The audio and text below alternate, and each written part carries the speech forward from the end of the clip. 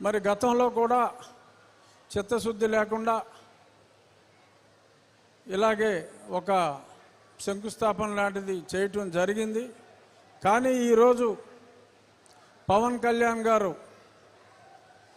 ఈ ప్రాంతానికి ప్రధాన సమస్య తాగునీరు, ఈ తాగునీటి సమస్య మీద ప్రత్యేకంగా దృష్టి సారించి 2 సంవత్సరాల్లో పూర్తయ్యే విధంగా ఇంటింటికి హర్ ఘర్ జల్ అనే కేంద్ర ప్రభుత్వ కార్యక్రమాన్ని మనకిక్కడ 50-50 భాగస్వామ్యంలో నిధుల కొరత కాస్తో కోస్తో ఉన్నప్పటికీ కూడా ప్రజలందరికీ ఇచ్చిన మాట ప్రకారం తాగునీరు అందివ్వాలనే ఒక పవిత్ర ఆశయంతో ఆయన ఈరోజు ఈ కార్యక్రమానికి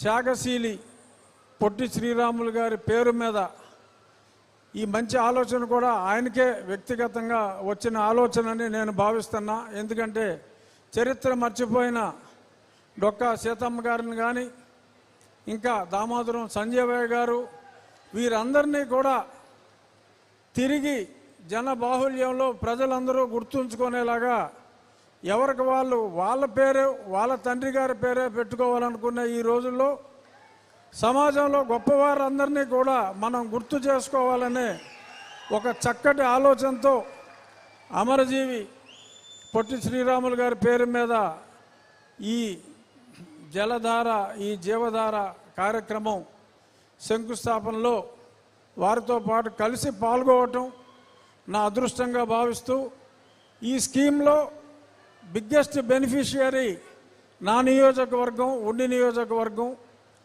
చేపల చెరువుల వలన చుట్టూ మరి గోదావరి ఉన్నా కూడా చాలా ఇబ్బంది పడుతున్నాం. రాబోయే 2 సంవత్సరాల్లో పవన్ కళ్యాణ్ గారి చేతుల మీదుగా ప్రారంభమయ్యే ఈ కార్యక్రమంతో ఈ ప్రాంత వాసులకి, మా ప్రాంత వాసులకి శాశ్వతంగా తాగునీటి సమస్య పరిష్కారం ఖచ్చితంగా అవుతుంది. సర్ ఆర్థర్ కాటన్ని ఎలాగా మన గోదావరి జనం గుర్తుపెట్టుకుంటారో అలాగే కొన్నిదల పవన్ కళ్యాణ్ గారిని కూడా మేము ఎన్నటికీ మర్చిపోం, గుర్తుపెట్టుకుంటామని చెప్పి ప్రజలందరి తరఫున ఉప ముఖ్యమంత్రి గారికి తెలియజేస్తూ, thank you very much sir, thanks a lot. ధన్యవాదాలు.